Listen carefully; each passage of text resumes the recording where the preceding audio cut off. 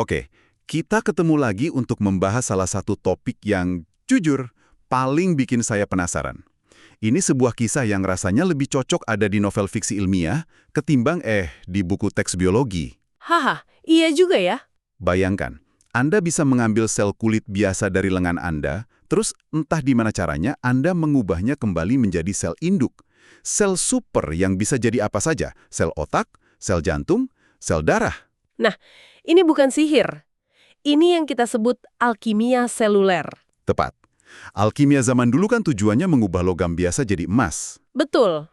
Alkimia modern ini bisa dibilang jauh lebih ambisius.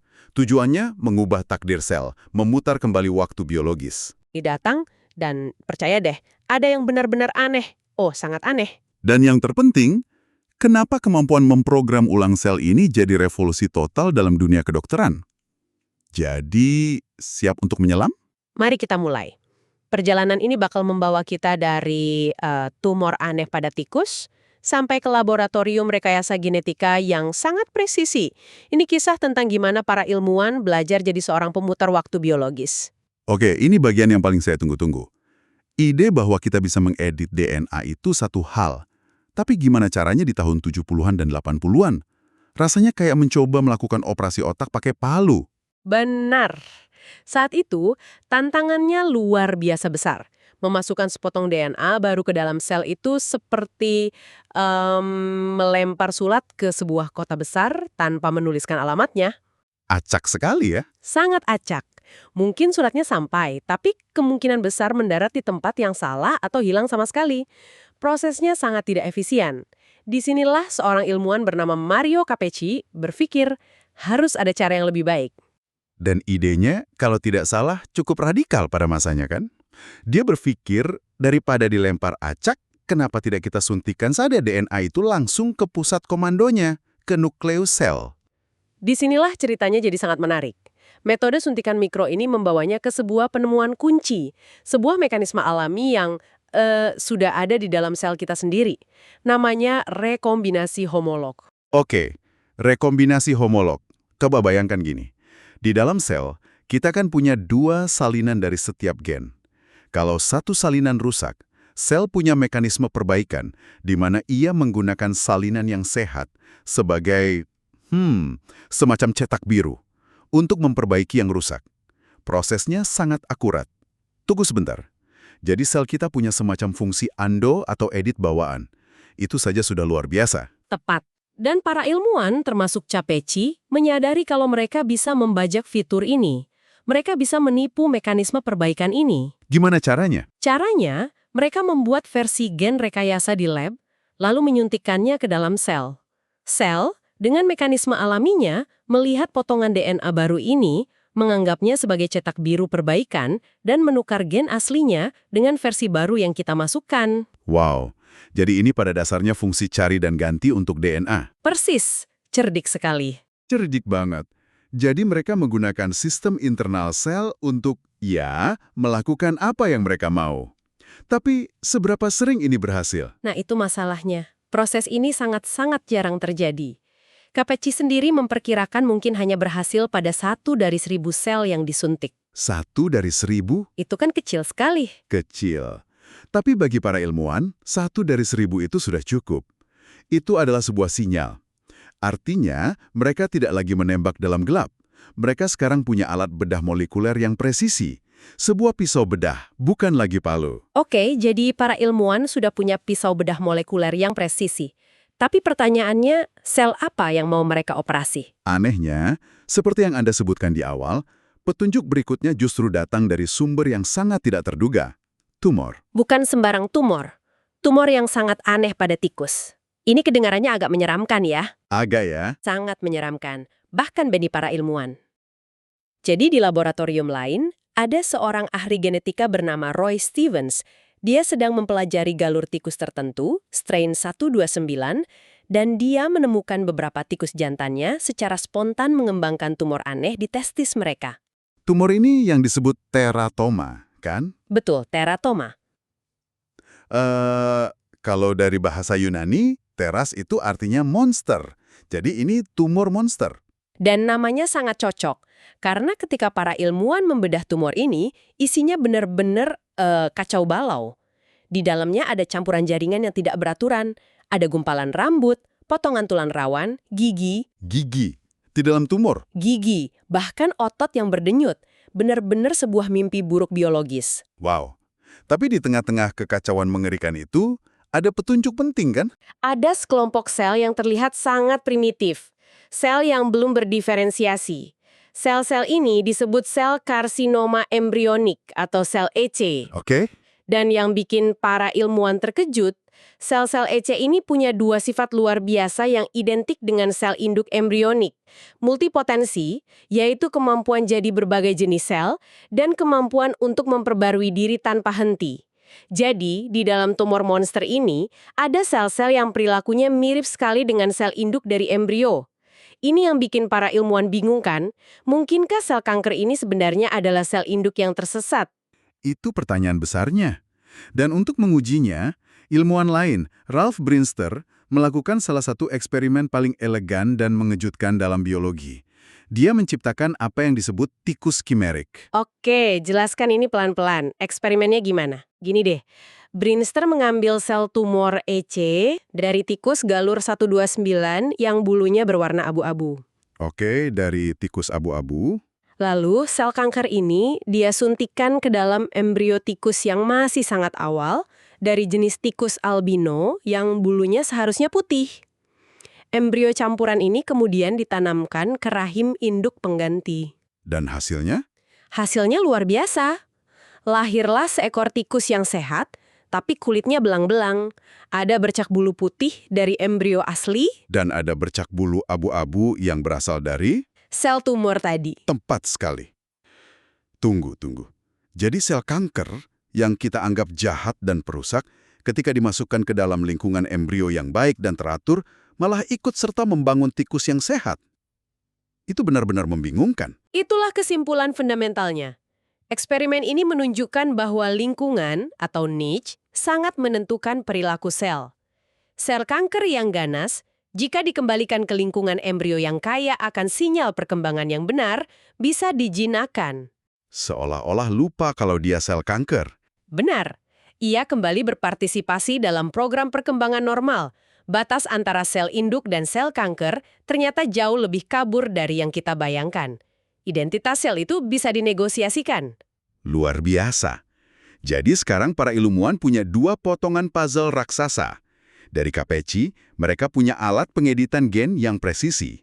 Betul. Dan dari para peneliti teratoma, mereka punya sumber sel pluripoten, sel yang bisa jadi apa saja, dan pemahaman bahwa identitas sel itu fleksibel.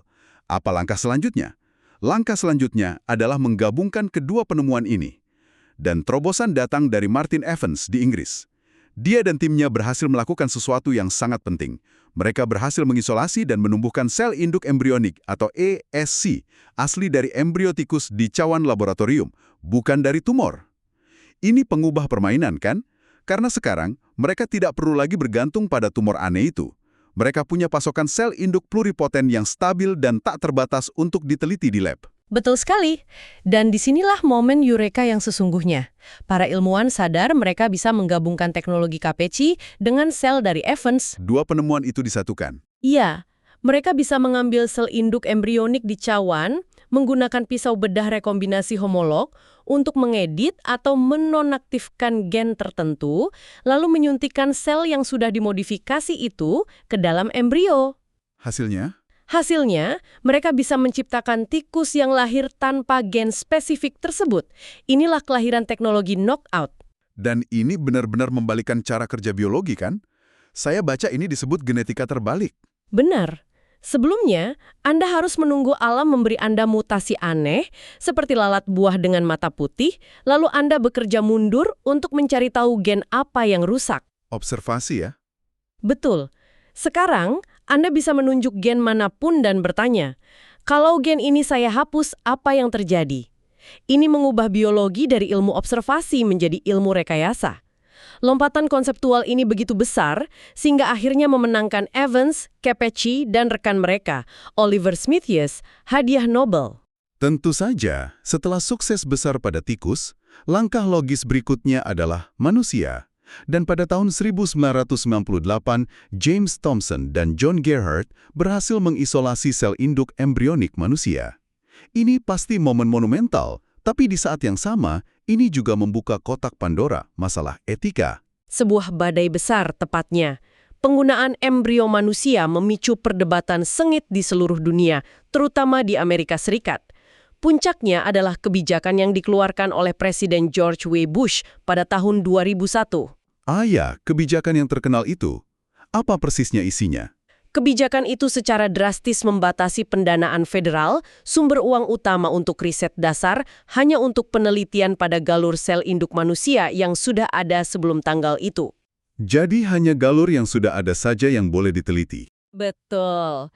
Masalahnya, jumlah galur yang tersedia sangat sedikit, dan banyak di antaranya ternyata berkualitas buruk atau terkontaminasi.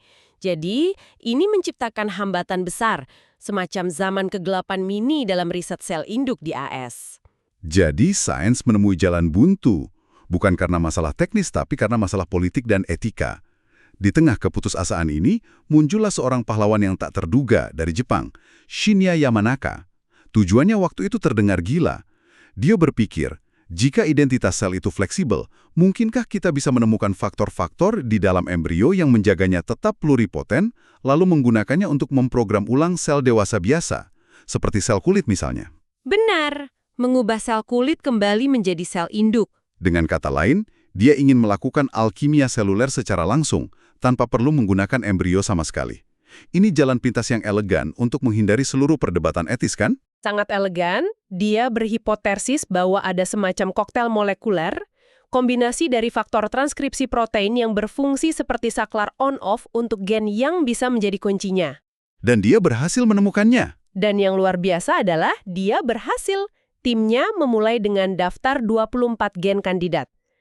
Lalu dengan sistematis, mereka mengujinya satu persatu, mencari kombinasi minimal yang bisa melakukan trik itu. Dan jawabannya ternyata sangat mengejutkan. Sangat.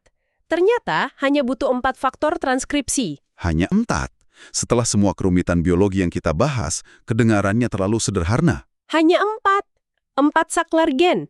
Jika Anda memasukkan keempat gen ini ke dalam sel kulit biasa, sel itu akan mengalami transformasi dramatis. Ia akan kembali ke keadaan yang hampir tidak bisa dibedakan dari sel induk embrionik. Luar biasa. Yamanaka menyebut sel-sel baru ini sel induk pluripoten terinduksi atau iPS. Penemuan ini yang juga memenangkannya hadiah Nobel bukan hanya cemerlang secara ilmiah, tapi juga secara strategis. Dalam semalam, ia meredakan sebagian besar perdebatan etis. Jadi setelah semua drama politik dan perdebatan etis, solusinya adalah kembali ke dasar-dasar biologi dan menemukan kata sandi yang tepat untuk meriset sel. Sebuah solusi yang begitu elegan. Nah, apa artinya semua ini bagi kita sekarang? Gimana teknologi iPS ini digunakan hari ini? Salah satu aplikasi yang paling kuat dan sudah berjalan saat ini adalah apa yang disebut pemodelan penyakit di cawan lab. Pemodelan penyakit, maksudnya seperti membuat miniatur penyakit di laboratorium? Sangat sulit mempelajari penyakit ini karena Anda tidak bisa begitu saja mengambil sampel neuron dari otak pasien yang masih hidup. Tentu saja tidak. Tapi sekarang, Anda bisa mengambil sampel yang sangat mudah didapat, seperti sepotong kecil kulit atau setetes darah dari pasien itu. Oke, lalu sel kulit atau sel darah itu diprogram ulang menggunakan 4 faktor Yamanaka tadi. Tepat. Anda mengubahnya menjadi iPSC. Sekarang Anda punya pasokan sel induk yang tak terbatas yang membawa seluruh blueprint genetik pasien tersebut, termasuk mutasi penyakitnya.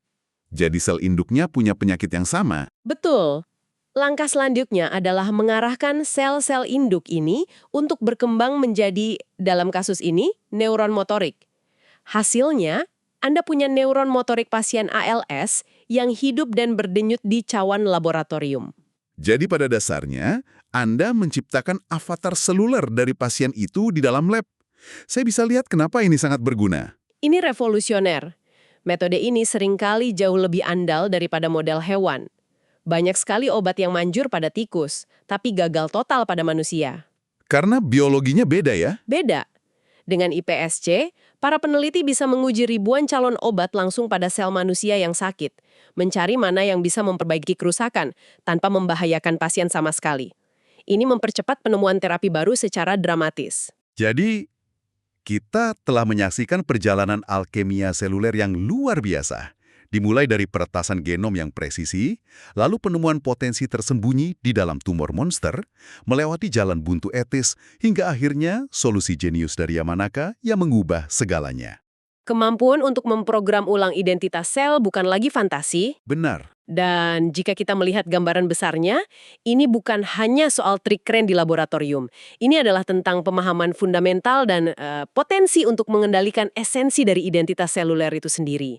Ini membuka pintu ke masa depan pengobatan regeneratif. Dan ini membawa kita ke sebuah pemikiran penutup untuk Anda renungkan.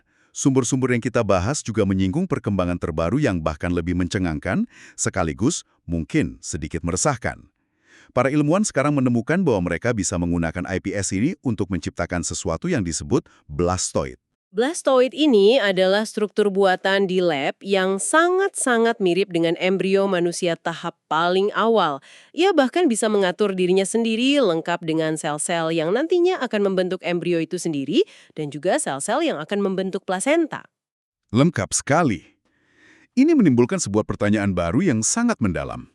Jika kita bisa menciptakan sesuatu di laboratorium yang terlihat dan bertindak seperti embrio, tapi asalnya hanya dari setetes darah atau sepotong kulit, sebenarnya benda itu apa? Dan aturan etika seperti apa yang seharusnya kita terapkan padanya?